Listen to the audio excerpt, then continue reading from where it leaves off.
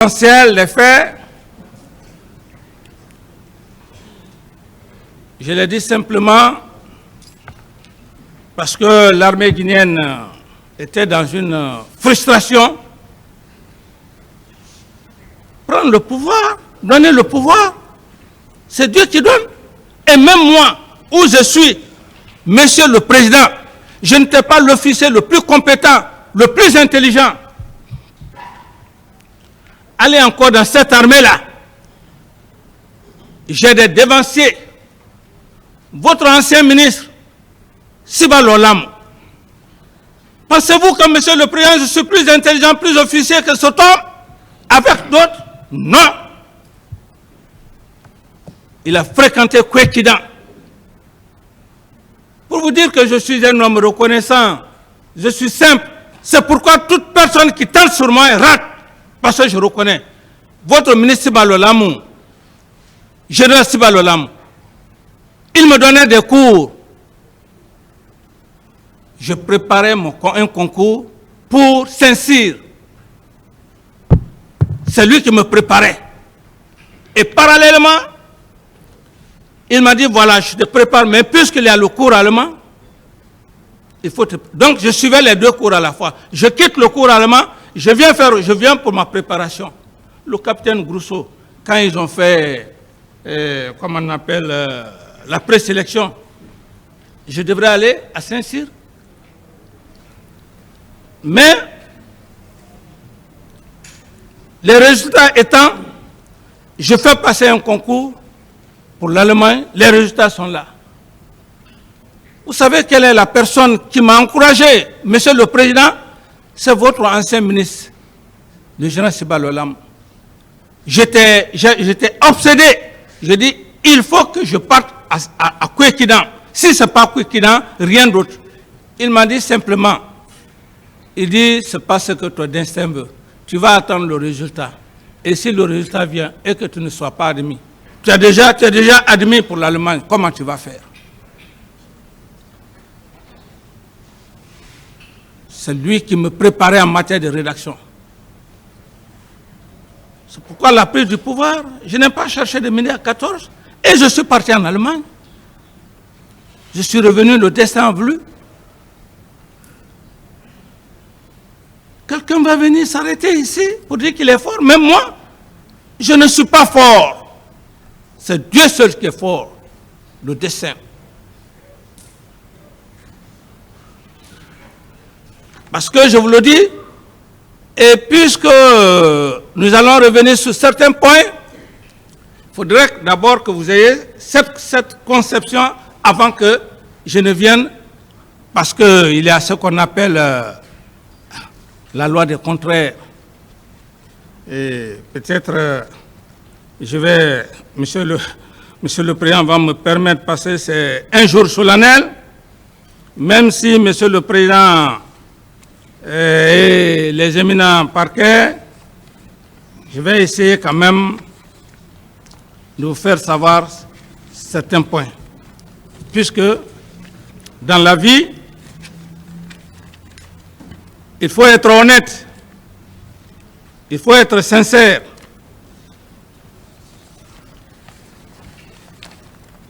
Je disais tantôt que, moi je reviendrai sur ça.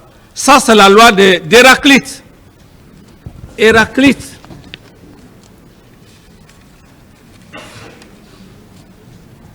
avait une pensée positive, une pensée qui avait presque envahi son époque. Mais cette pensée, c'était quoi? Cette pensée n'était pas structurée. Il a fallu l'avènement d'Emmanuel Kant. C'est Emmanuel Kant qui est venu. Parce que vous vous imaginez, les premiers jours, il y a eu de la folie un peu partout. Parce que les allégations étaient fondées sur des choses qui n'étaient pas... Sur la mezzanine.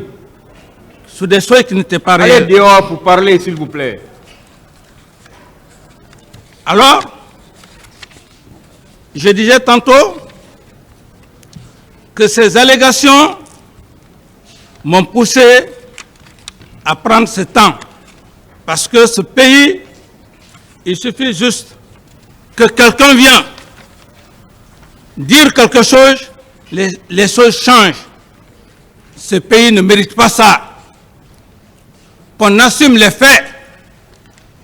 Il ne faut pas venir devant votre auguste tribunal raconter des choses. Alors, Monsieur le Président, je le disais tantôt que la loi d'Héraclite, ce n'est qu'Emmanuel Kant qui a structuré cette pensée. Emmanuel Kant, il dit que c'est parce qu'il y a la vie qu'on parle de la mort. Il dit c'est parce qu'il y a le mal qu'on parle du bien. C'est parce qu'il y a la vérité qu'on parle du mensonge.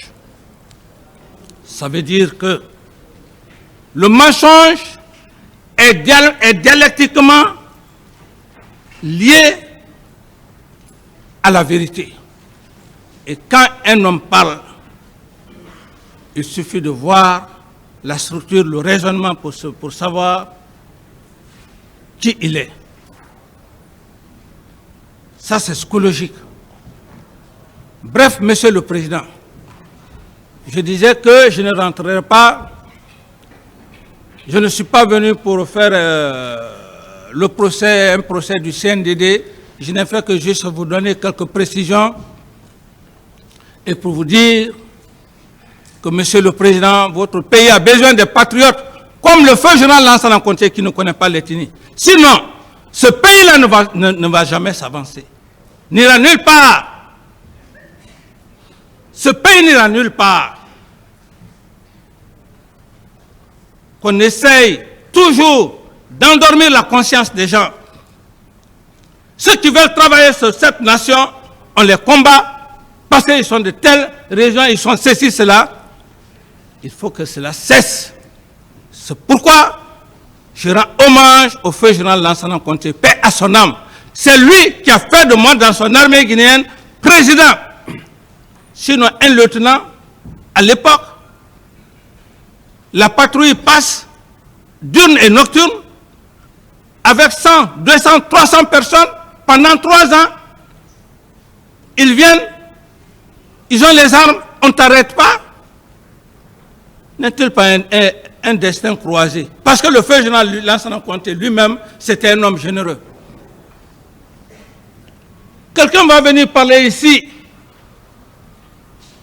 un sergent à l'époque, sergent-chef, dire qu'il a pris le pouvoir, il a fait ceci, cela. Je respecte la mémoire du feu général Toto.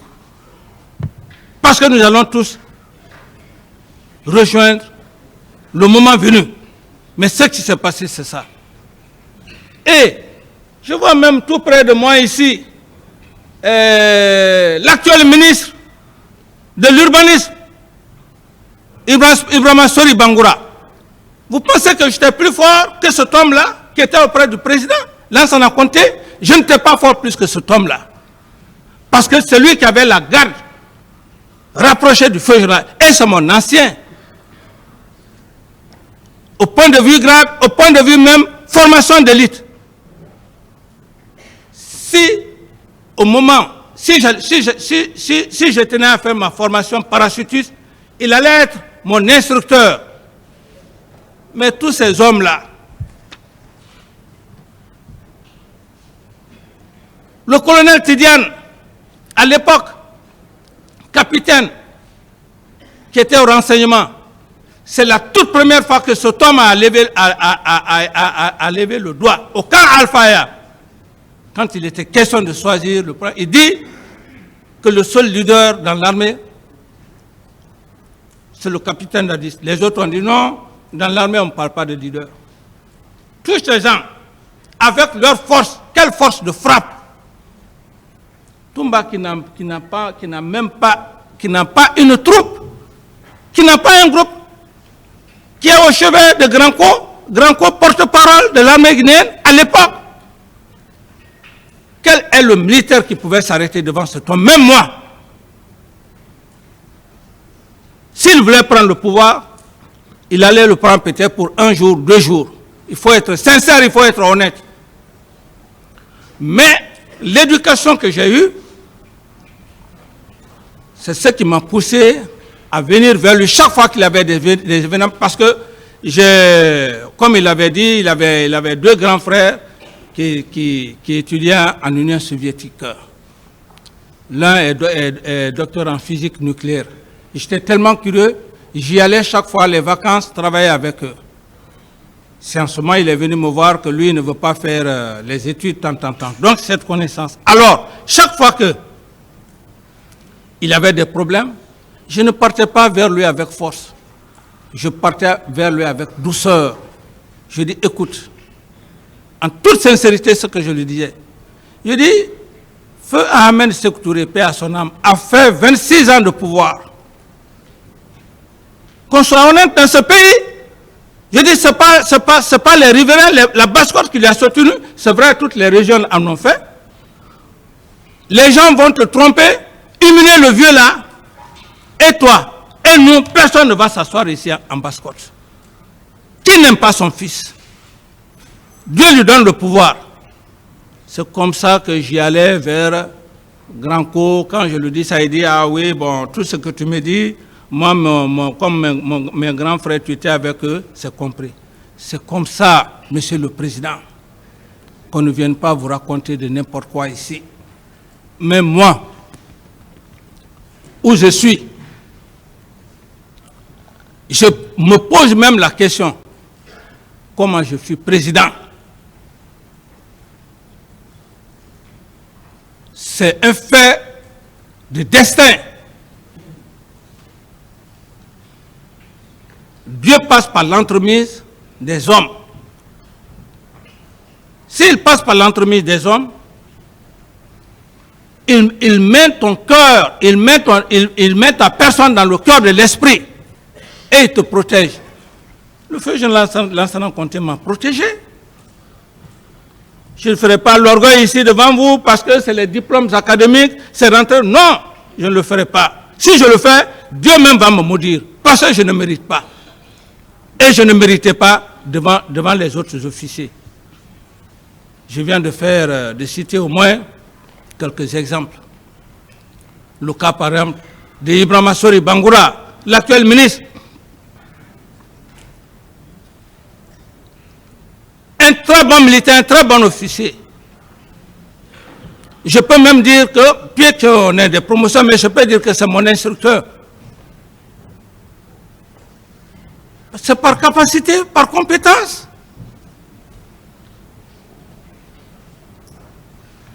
C'est pour cette raison que je voulais faire ce lien-là, ce lien dialectique. Et pour revenir à l'essentiel, Monsieur le Président, les faits proprement parlant du 28 septembre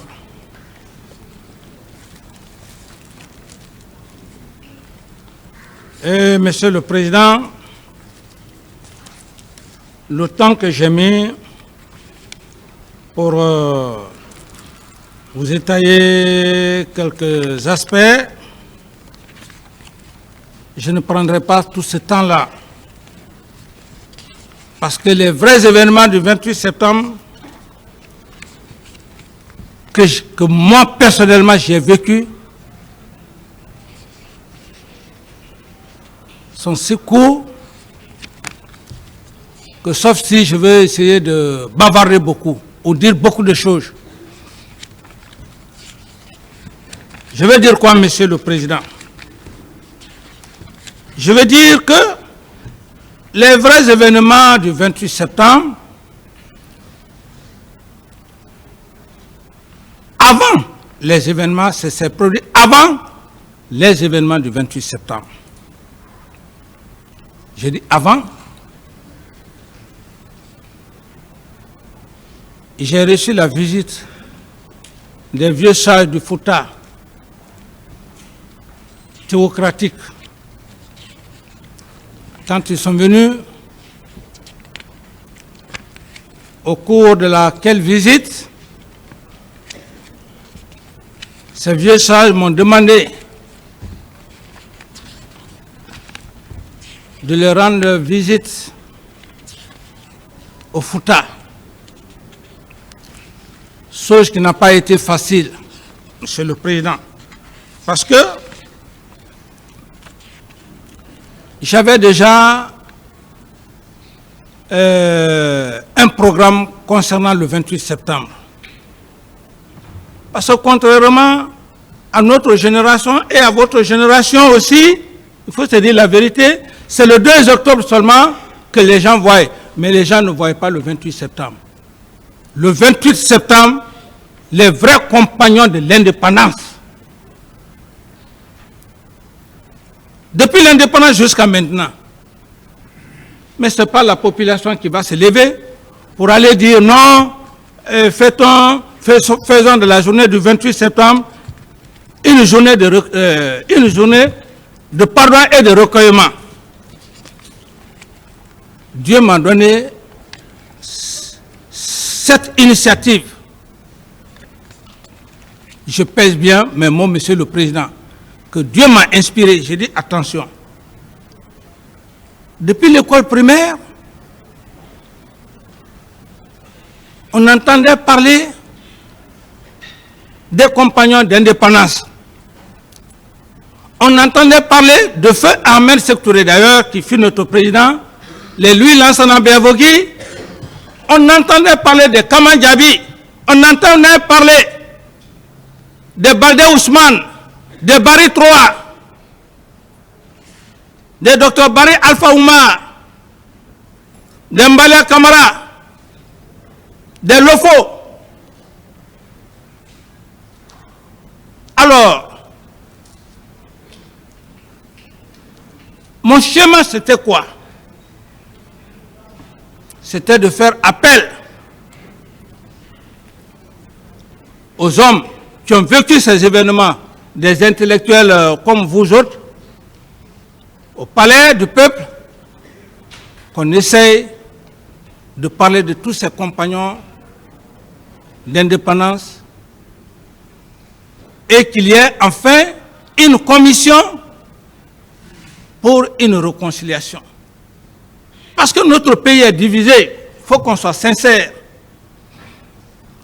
Chacun prend de son côté, qu'on fasse l'histoire, une histoire commune. C'était ça mon objectif. C'était ça mon objectif. C'est pourquoi j'ai fait passer un communiqué, chômé, payé, férié, et qu'à cette occasion, que je fasse un discours, que ce discours se tienne où ça devrait se tenir, faire venir ceux qui ont vécu réellement l'indépendance, qui connaissent ses compagnons d'armes, qu'on essaie de parler d'eux. Ces hommes sont déjà partis.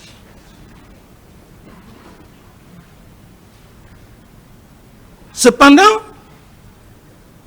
s'il y a encore les enfants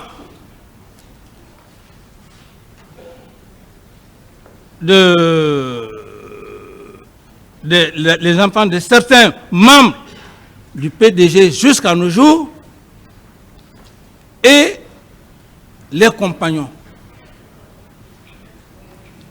C'était ça. Et l'exemple a été quoi même? Ce que j'ai pu faire.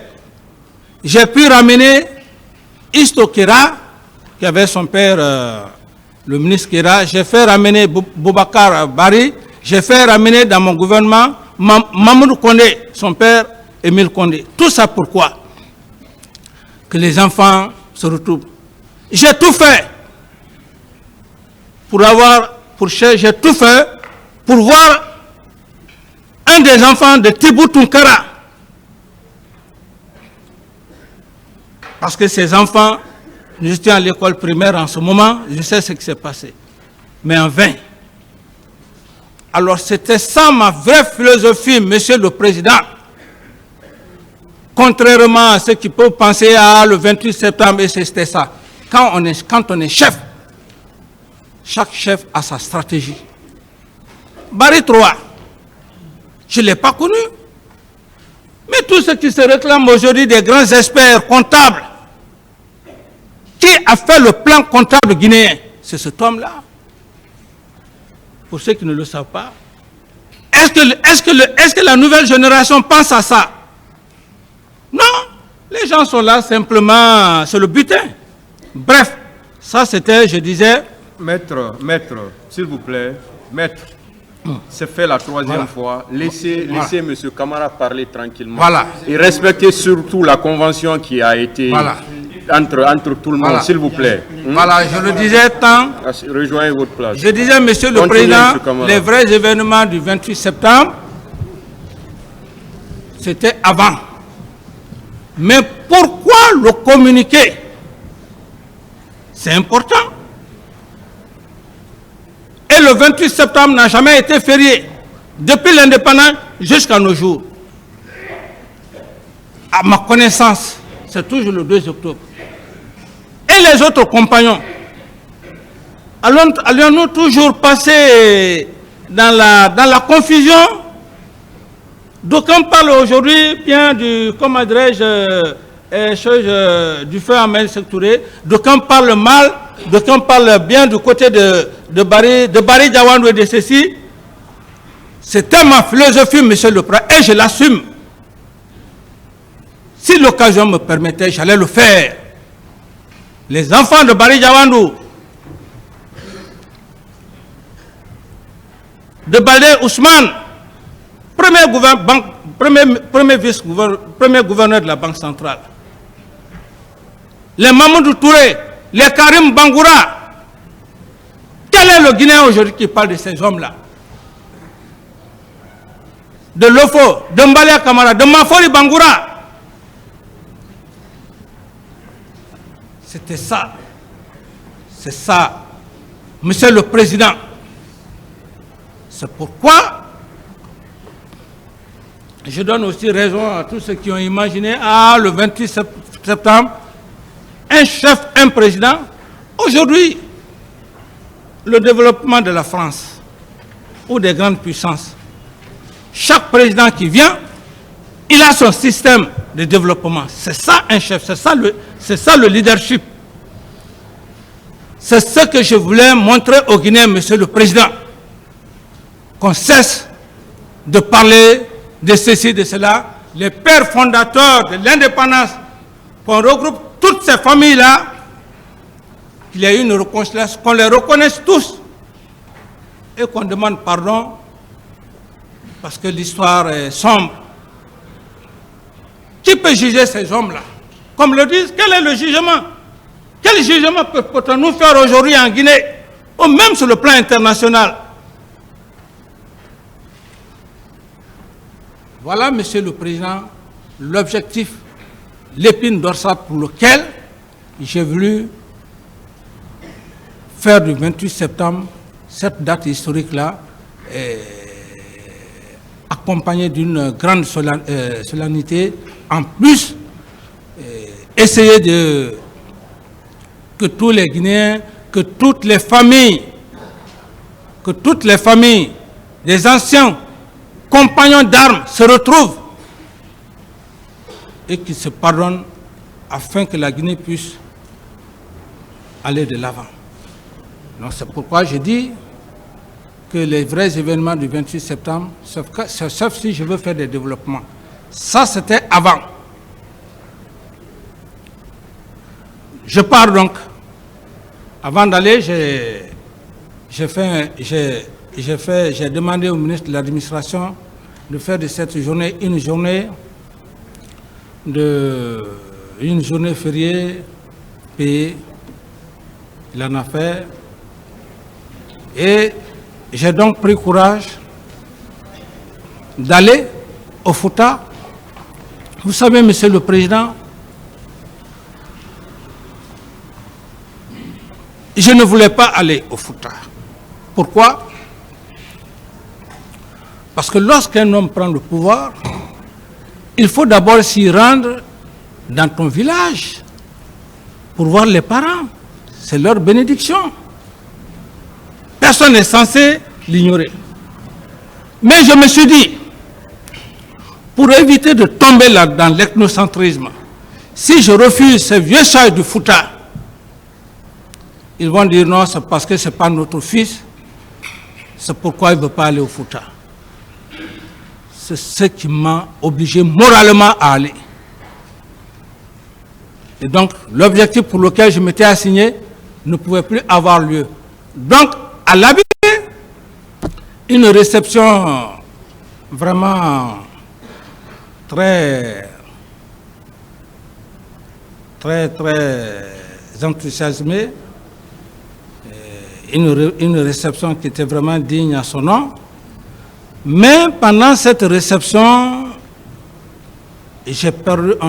ma délégation a perdu assez de temps. Je devrais même aller saluer les vieux sages et puis le commandement, mais il était presque 18h, 19h. Je me suis excusé. Je viens à la station. De la station, Monsieur le Président, qu'est-ce qui va se passer?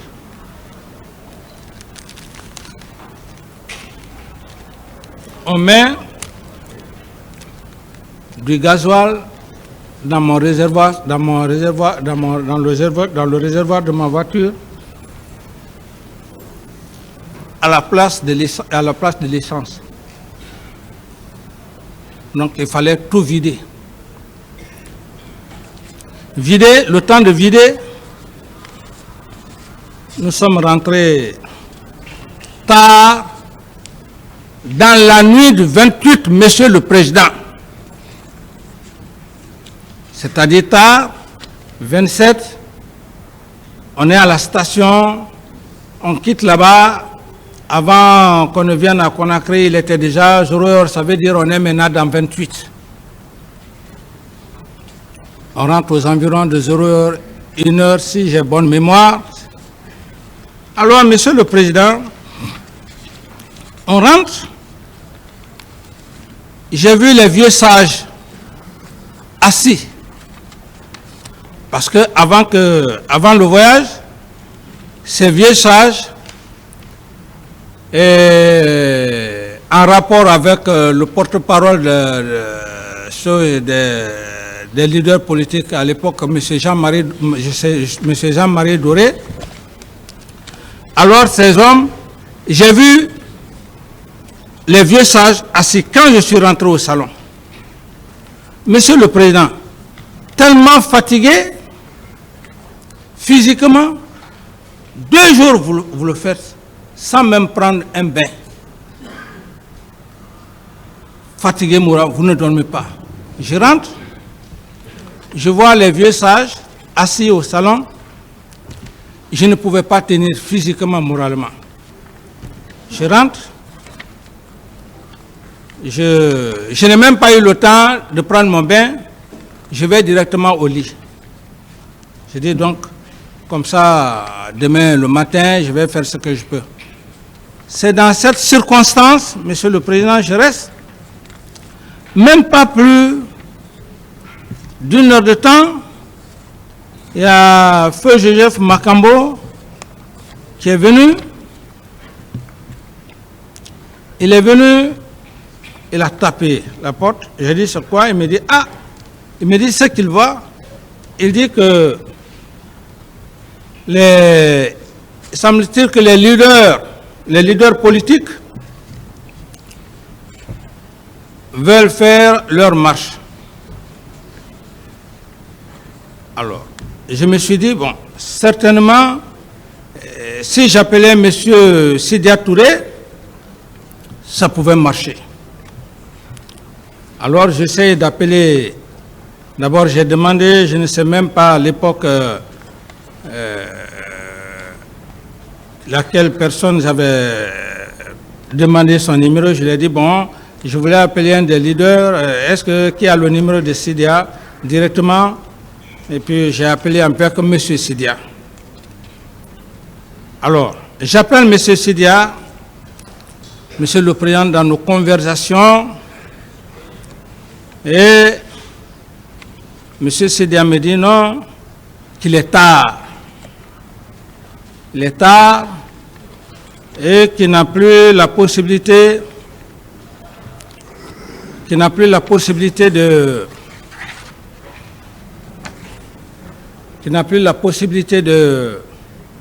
regagner les autres.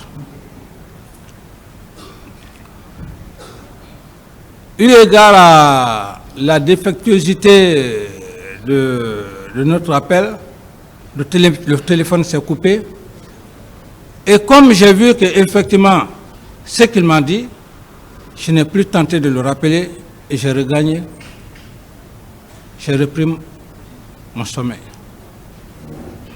Je reste là, Monsieur le Président.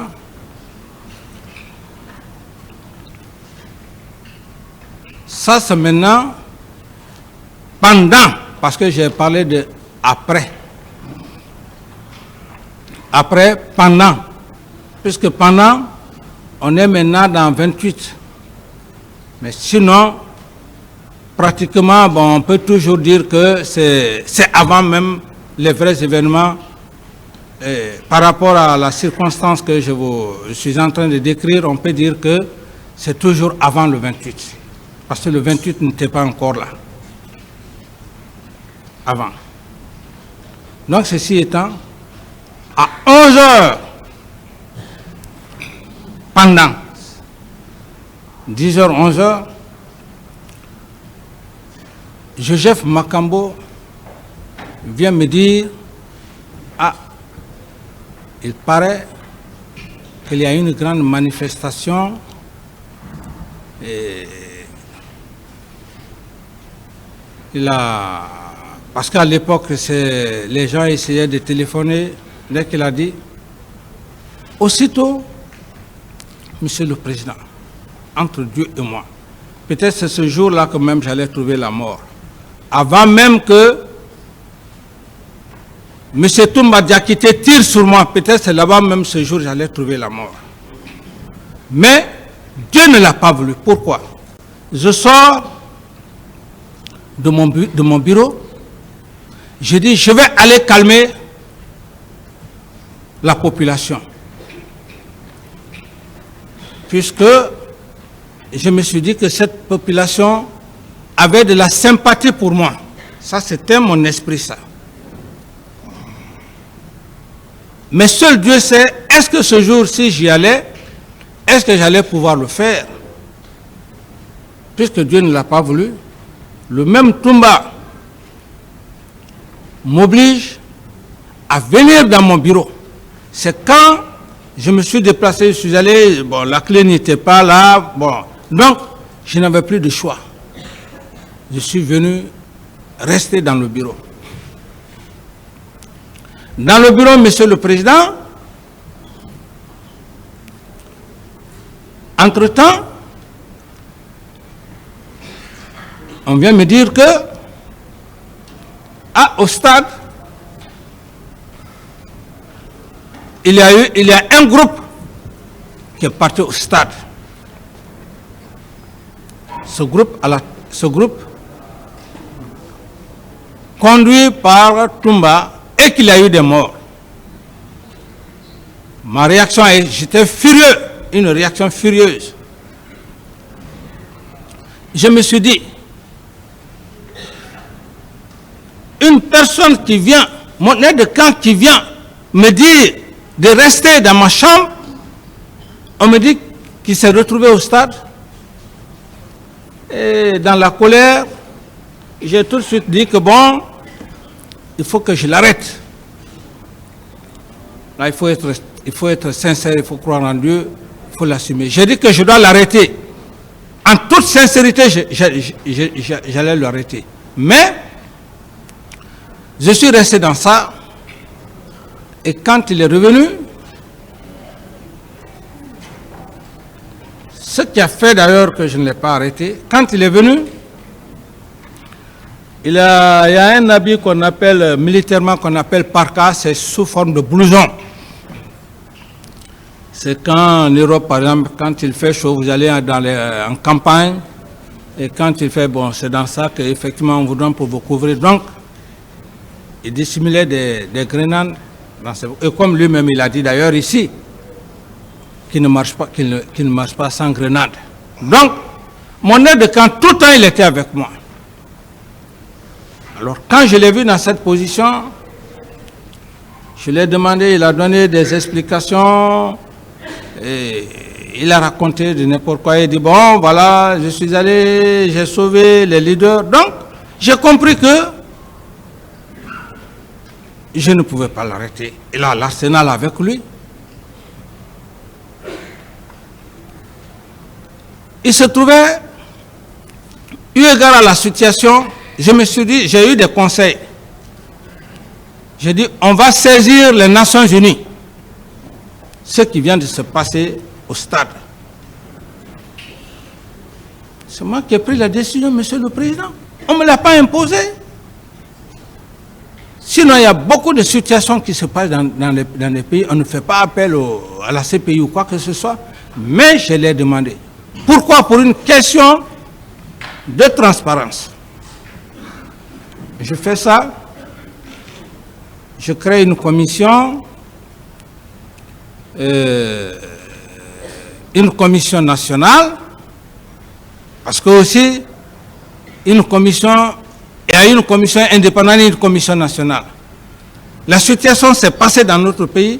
Il faudrait aussi que les magistrats et avec toute une corporation confondue essayent de travailler sur le dossier. Donc, j'ai créé cette commission, dans laquelle commission, j'estime qu'il y a eu des magistrats. Ils ont choisi un peu partout et dans les différents corps. Ceux qui devraient composer cette commission, cela s'est passé. Alors, Monsieur le Président, ça c'est maintenant après. Ça c'est après. Mais pendant le vrai moment là, c'est là où je voulais sortir, monter dans mon véhicule de commandement pour venir au stade. Parce que les événements étaient déjà là. Mais maintenant, ce que je vous dis, ça c'est après les événements. Donc il faut saisir la commission, il faut saisir l'ONU, l'international, ainsi de suite. Je fais ça et le colonel Pivi, comme il a dit, je ne peux pas répéter ses déclarations comme il a dit, mais je veux juste confirmer ce qu'il a dit. Et une nuit, voilà, il va voir le journal Sekouba. Alors, il dit qu'il va arrêter Toumba, comme lui-même il a dit. Pourquoi il va arrêter Toumba? Dans ma chambre, pendant ce temps, Toumba fait sa rentrée. Il dit d'ailleurs, il est rentré, je vais l'arrêter. Puisque j'avais déjà saisi la commission internationale, c'est là où je suis descendu, je dis non.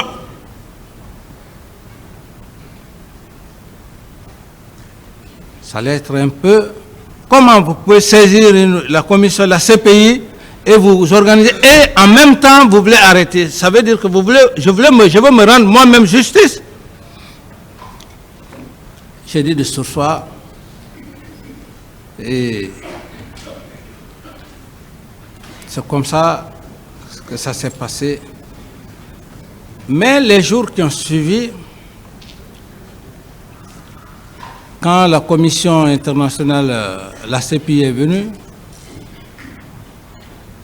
ils m'ont contacté, on a échangé. J'ai dit que tous les hommes, vous pouvez effectivement les consulter. Je n'ai pas besoin de rentrer dans les propos de M. Toumba comme lui-même, la façon dont il s'est vu ou il s'est comporté avec la CPI. Je n'ai pas le droit de parler de cela. Cette commission a fait son travail, elle est partie. Alors, Monsieur le Président, et assesseurs, mes chers magistrats, je voulais vous dire que les événements du 28 septembre, la conséquence, c'était un complot savamment orchestré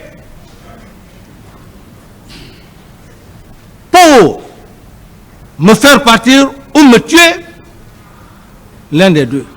Par qui? On a le courage de le dire. Et j'en profite de l'occasion pour demander à mes